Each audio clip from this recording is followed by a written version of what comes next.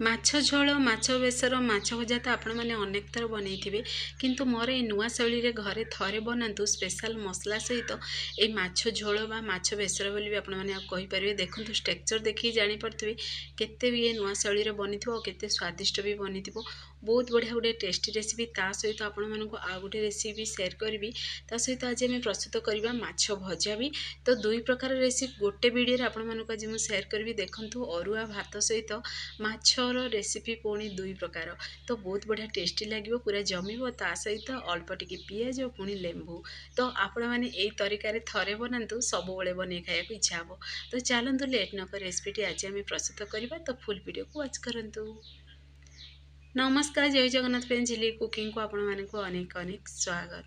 ପ୍ରଥମେ ଆମେ ମାଛ ତରକାରୀଟି ପ୍ରସ୍ତୁତ କରିବା। ତ ଦେଖନ୍ତୁ ଏଠି ମୁଁ ନେଇଛି 3 ପିସ୍ ମାଛ ନେଇଛି। ତ ଆପଣମାନେ ଯେତିକି ମାଛରେ ବନେଇବାକୁ ଚାହୁଁଛନ୍ତି ସେ ଅନୁସାରେ ମାଛକୁ ଏଠି ଦେଖନ୍ତୁ ମୁଁ ଭଲସେ କ୍ଲିନ୍ କରି ଧୋଇ ଦେଇଛି।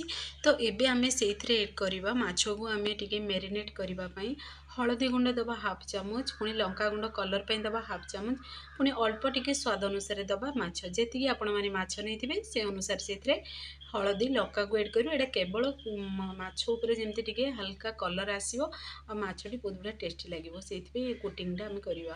ତ ଅଳ୍ପ ଟିକେ ଆଉ ଟିକେ ସେଥିରେ ଏଡ୍ କରିଦେବା ଲେମ୍ବୁ। ଲେମ୍ବୁ ଏଡ୍ କରିବା ଦ୍ୱାରା କ'ଣ ହେବ ନା ମାଛଟି ଅଧିକା ଆମିଷ ସ୍ମେଲ୍ ଆସିବନି। ତ ସବୁବେଳେ ଦେଖିବେ ଯେବେ ବି ମାଛର କୌଣସି ବି ଆଇଟମ୍ ବନାଉଛନ୍ତି ଯେକୌଣସି, ତ ଅଳ୍ପ ଟିକେ ଲେମ୍ବୁକୁ ଚିପୁଡ଼ି ଦେବେ। ତ ଏବେ ଆମେ ଲେମ୍ବୁକୁ ଚିପୁଡ଼ି ସାରିବା ପରେ ଆମେ ସେଥିରେ ଅଳ୍ପ ଟିକେ ମୁଁ ଏଥିରେ ସୋରିଷ ତେଲ ବି ଏଡ୍ କରୁଛି। ତ ଦେଖିବେ ସୋରିଷ ତେଲ ଏଡ୍ କରିବା ଦ୍ୱାରା ତାର ଫ୍ଲେଭରଟା ଭଲ ଆସିବ ଏଇ ମାଛ ତରକାରୀରେ। ପୁଣି ଦେଖିବେ ମସଲାଟା ପୁରା ପରଫେକ୍ଟଲି ସେ ମାଛ ଉପରେ ପୁରା ଲାଗିଯିବ। ଦେଖନ୍ତୁ ପୁରାପୁରି ମାଛ ଉପରେ ସେ ମସଲାର ପୁରା କୋଟିଂ ଲାଗିଯାଇଛି, ମାନେ ହଳଦୀ ଲଙ୍କାର ପୁରା କୋଟିଂ ଲାଗିଯାଇଛି। ତ ଆକୁ ଆମେ ଏବେ ସାଇଡ଼୍ରେ ରଖିଦେବା ଟିକେ ରେଷ୍ଟ ପାଇଁ ବୋଲି। ତ ଏବେ ଚାଲନ୍ତୁ ଆଗ ପ୍ରଣାଳୀ ଆମର ପ୍ରସ୍ତୁତ କରିବା। ତ ପାଖରୁ ବି ଦେଖାଉଛି କେତେ ସୁନ୍ଦର ଦେଖାଯାଉଛି ନା। ତ ଏବେ ଆମେ କ'ଣ କରିବା, ଗୋଟେ ଗିନା ନେବା, ତାର ସ୍ପେଶାଲ ମସଲା ଗୋଟେ ପ୍ରସ୍ତୁତ କରିବା। ତ ଦେଖନ୍ତୁ ଏଠି ମୁଁ ନେଇଛି ଅଳ୍ପ ଟିକେ ଧନିଆ ପତ୍ର ନେଇଛି, ପିଆଜ ନେଇଛି, ପୁଣି ପିଆଜ ଗୋଟେ ନେଇଛି ବଡ଼ ସାଇଜ୍ର, ପୁଣି ସେଠି 10ରୁ 12 କୋଲା ରସୁଣ ନେଇଛି। ତ ଆପଣମାନେ ଚାହିଁଲେ ଅଦା ବି ଏଡ୍ କରିପାରିବେ, କିନ୍ତୁ ମୁଁ ଏଠି ଅଦାକୁ ସ୍କିପ୍ କରିଛି। ତ ଏଠି ଦେଖନ୍ତୁ ସୋରିଷ ନେଇଛି ମୁଁ 1.5 ଚାମଚ ନେଇଛି। ଯେତିକି ଆପଣମାନେ ମାଛରେ ବନେଇବାକୁ ଚାହୁଁଥିବେ ସେ ଅନୁସାରେ ସେଥିରେ ମସଲା ଏଡ୍ କରିବେ। ତ ଏବେ ମୁଁ କଳା ସୋରିଷ ଏଡ୍ କରିଛି, ଆପଣମାନେ ଚାହିଁଲେ ଧଳା ସୋରିଷ କଳା ସୋରିଷ ମିକ୍ସ କରିବି ଏଡ୍ କରିପାରିବେ। ପୁଣି ନେବା ଆମେ ସେଥିରେ ଗୋଟେ ବଡ଼ ଚାମଚ ସେଥିରେ ଜିରାକୁ ଏଡ୍ କରିବା। ଜିରାକୁ ଏଡ୍ କରିସାରିବା ପରେ ଅଳ୍ପ ଟିକେ ଫ୍ଲେଭରଫୁଲ୍ ବନେଇବା ପାଇଁ ପାନମଧୁରୀ ଦେବା ହାଫ୍ ଚାମଚ।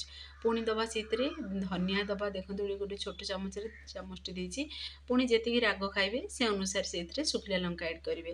ଶୁଖିଲା ଲଙ୍କା ବଦଳରେ ଆପଣମାନେ କଞ୍ଚା ଲଙ୍କା ବି ଏଡ୍ କରିପାରିବେ। ଶୁଖିଲା ଲଙ୍କା ଏଠି ପୁରାପୁରି ଅପସନାଲ୍ ଅଛି। ଆଉ କଲରଫୁଲ୍ ବନେଇବା ପାଇଁ ଆମେ ସେଇଥିରେ ଏଡ୍ କରିଦେବା ହଳଦୀ ଗୁଣ୍ଡ। ହଳଦୀ ଗୁଣ୍ଡ ଗୋଟେ ଚାମଚ ଏଡ୍ କରିଛି। ପୁଣି ଦେଖନ୍ତୁ ସୋରିଷ ତେଲ ମୁଁ ଏଥିରେ ଏଡ୍ କରିଛି। ସୋରିଷ ତେଲର ଫ୍ଲେଭର ଏଇ ମାଛରେ ନା ବହୁତ ବଢ଼ିଆ ଟେଷ୍ଟି ଲାଗିବ, ପୁରାପୁରି ନୂଆ ଶୈଳୀରେ ବନିବ। ତ ଆପଣମାନେ ଫୁଲ୍ ଭିଡ଼ିଓକୁ ୱାଚ୍ କରନ୍ତୁ, ଜାଣିପାରିବେ କେମିତି କ'ଣ ପ୍ରସ୍ତୁତ ହେଉଛି, ଘରେ ଇଜିଲି ପ୍ରସ୍ତୁତ କରିପାରିବେ।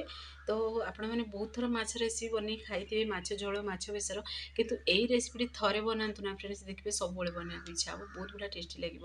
ତ ପୁଣି ଥରେ ଆମେ ସେ ଗିନାକୁ କ୍ଲିନ୍ କରି ଅଳ୍ପ ଟିକେ ପାଣି ଦେଇଦେବା।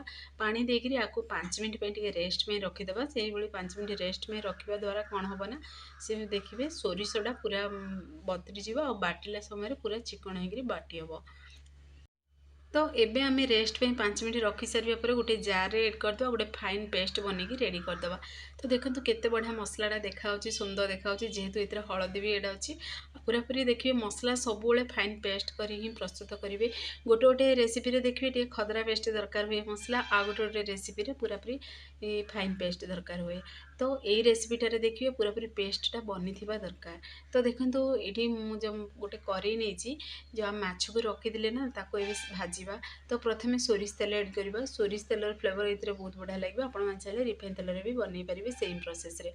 ତ ପ୍ରଥମେ ଆମେ ତେଲକୁ ପୁରା ଗରମ ହେବାକୁ ଦେବା। ସବୁବେଳେ ଦେଖିବେ ମାଛ ଯେବେ ବି ଭାଜନ୍ତୁ ତ ଦେଖିବେ ସୋରିଷ ତେଲ ହେଉ କି ରିଫାଇନ୍ ତେଲ ହେଉ, ଯାହା ବି ତେଲ ଆପଣମାନେ ନେଉଛନ୍ତି, ପୁରାପୁରି ଗରମ ହେଇସାରିବା ପରେ ମାଛ ସେଥିରେ ଏଡ୍ କରିବେ। କରିବା ଦ୍ୱାରା କ'ଣ ହେବ ନା ମାଛ ଗୁଡ଼ାକ ଭାଙ୍ଗିକିରି ଗୁଣ୍ଡ ହେବନି ଆଉ ପୁରା ଗୋଟା ଭାଜି ହେବ। ତ ଦେଖନ୍ତୁ ଏଇଠି ଗୋଟେ ସାଇଡ଼୍ଟି ଫ୍ରାଏ ହେଇସାରିଲାଣି, ତ ମୁଁ ପୁଣି ଥରେ ଓଲଟେଇ ଦେଲିଣି। ତ ଆଉ ଗୋଟେ ସାଇଡ଼୍ଟି ଆମେ ଟିକେ ଫ୍ରାଏ ହେବାକୁ ଦେବା ମାଛକୁ। ତ ଦେଖନ୍ତୁ କେତେ ବଢ଼ିଆ ପୁରା କଲର୍ ଆସିଗଲା ମାଛର। ତ ସେମ୍ ପ୍ରୋସେସ୍ରେ ଆମେ 3 ପିସ୍ ଯାକ ମାଛକୁ ଏବେ ଭାଜିକିରି ଗୋଟେ ପ୍ଲେଟ୍କୁ ବାହାର କରିଦେବା। ତ ଆପଣମାନଙ୍କୁ କ୍ୟାମେରା ସାମ୍ନାରେ ଦେଖାଉଛି, ଦେଖନ୍ତୁ କେତେ ବଢ଼ିଆ ପୁରା କଲର୍ ଆସିଛି ମାଛରେ। तो आउ गोटे पीस माछ भी आम प्लेट रखीदे सेम प्रोसेस आउ गोटे माछ पीस भी भाजिकी बाहर कर पुणी थे प्लेट रखीदे। तो देखो आउ गोटे पीस भी भाजी भी सारे तो प्लेट रखीदे। एवं चलतु आपको आम सैड्रे रखिक आग प्रणाली आमर प्रस्तुत करवा। जेहेतु कड़े तेल अच्छी तो मुझे तेल हिं प्रस्तुत करुँची। तो पुणी थे आम दबा हाफ चामच से एड करदे जीरा। जीरा जगह आपठी नर्माल जीरा नहीं कला जीरा भी नहीं पारे आपण मैंने। पुणी थे देखो ये एड करवा कंचा लंका। कंचा लंकार फ्लेवर ये बहुत बढ़िया लगे। तो आपण मैंने जदि स्पाइसी खाया पसंद करती एड करेंगे ना स्किप भी करेंगे। तो एबे आम एड करदे बटा जाइथिबा मसला। तो आपण मैंने चाहिए यही समय पियाज भी एड करेंगे किंतु मसलार पियाज बाटी थी तो मुझे स्किप कर देछि पियाज को।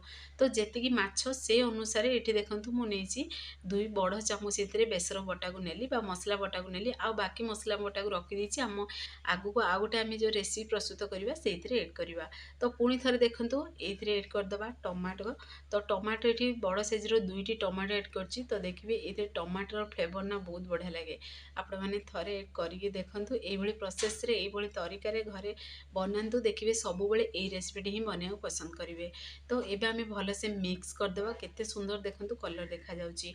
तो ये कषि हवा को दबा जेहेतु सोरिष भी एड अच्छी अदा से रसुण भी एड अच्छी। तो तार फ्लेवर कंचा फ्लेवर गला पर्यंत टे हल्का आम कषा। जेहेतु सोरिष एड अच्छी ना अधिका समय कषिबेनि अधिका जदि कषिबे ताहले देखिए टे पितालिया स्वाद आसिबो। तो पुणी थे आम देदेबा से लंका गुंड।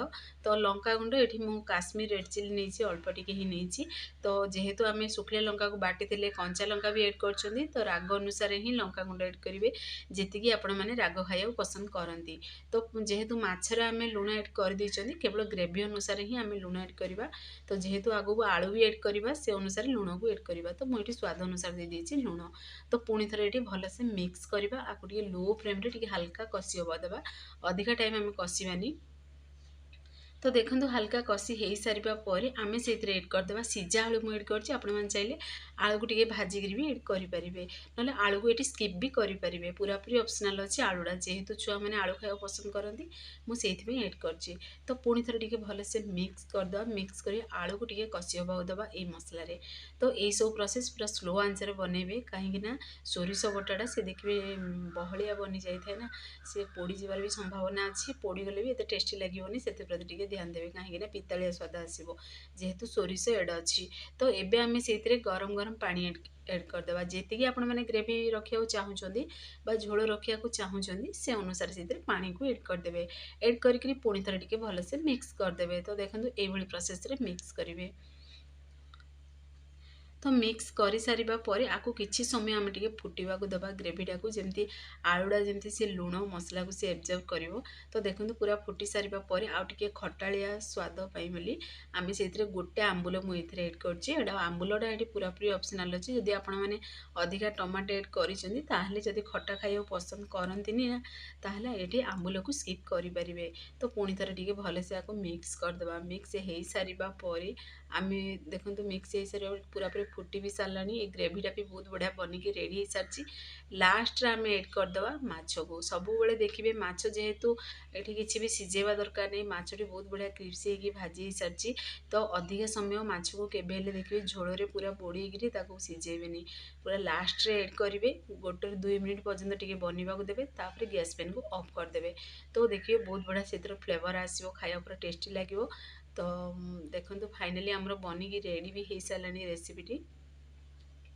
तो आपको 1-2 मिनट पर्यंत टे फुटा को दबा आउ टे गरम मसला उपर तार एड कर घर बेसिक गरम मसला आउ अल्प टे एड करवा लास्ट आम धनिया पत्र एड कर धनिया पत्र जगह आप कस्तूरी मेथी भी एड करेंगे ये धनिया पत्र पूरा पूरी ऑप्शनल अच्छी।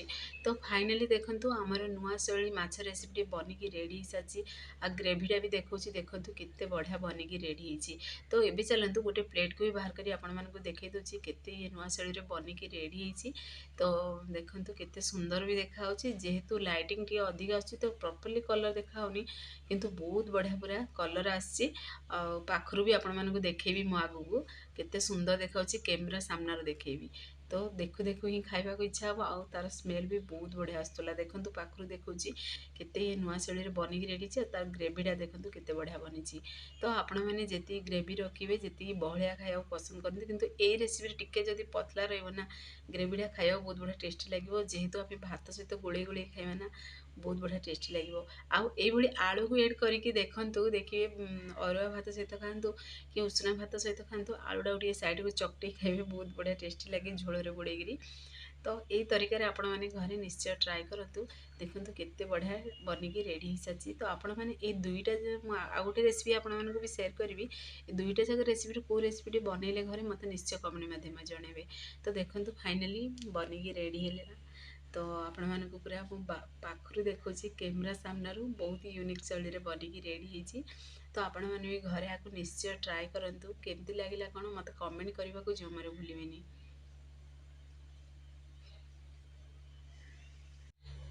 जेहेतु आम अरुआ भात खाऊ अरुआ भात सहित फ्रेंड्स खाइलु आपको बहुत बढ़िया टेस्टी लगिला। तो पुणी थे आउ थे बनवा इच्छा है बहुत बढ़िया टेस्टी ये रेसिपी मुझे रेसिपी घरे ट्राए करी मत बहुत पसंद आसाला। तो आपण मानक ये रेसिपी मुझे सेयार कर। तो आपण मैंने घरे निश्चय ट्राए करते केते सुंदर भी देखा देखु बाड़ी देखा आपण मानक। तो पूरा पूरी नुआ शैली माछ बेसर बोली भी आपण मैंने कहींपारे आलू माछर बेसर। तो आपण मैंने घरे निश्चय ट्राए करो। तो फुल वीडियो को वाच करी बनातु पूरा ट्रिक सहित जानीपारे। तो चलतु आ गोटे रेसिपी आज आपण मानक शेयर करी माछ भजा। तो बेसर बटा दिया माछ भजा आपण मैंने केमती प्रस्तुत करेंगे से रेसिपी ये मुझे शेयर कर। तो देखो ये 3 पीस मुझे माछ को ये भलसे क्लीन कर धोई देती।